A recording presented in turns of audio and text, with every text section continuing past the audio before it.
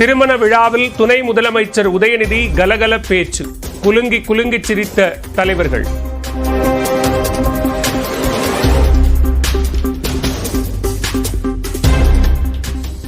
சின்னதாக கண் கலங்கினாங்க. கலாநிதி வீரசாமி சொன்னார்கள், நம்முடைய நாடாளுமன்ற உறுப்பினர், அந்த பொண்ணுக்கு பையனுக்கு தெரியல, இதுதான் அந்த பொண்ணு அழுவுற கடைசி நாள், இனிமே அந்த பையன் தான் அழுவப்பா அப்படின்னு ஒரு நகைச்சுவையாக சொன்னார். ஜெயங்கொண்டத்தில் சிப்காட் தொழிற்சாலை அமைக்க வேண்டும் என்ற திருமாவளவனின் கோரிக்கை ஓராண்டுக்குள் நிறைவேற்றும். முதலமைச்சர் மு.க. ஸ்டாலின் பெருமிதம்.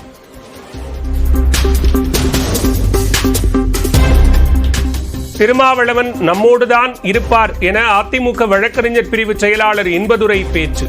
ஏற்கனவே திமுக கூட்டணியில் இருப்பதால் இன்னொரு கூட்டணிக்கு போக வேண்டிய அவசியம் இல்லை என திருமாவளவன் விளக்கம்.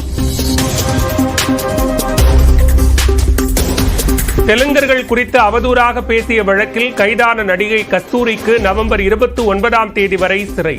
எழும்பூர் நீதிமன்ற நீதிபதி உத்தரவின் பேரில் புழல் சிறையில் அடைக்கப்பட்டார்.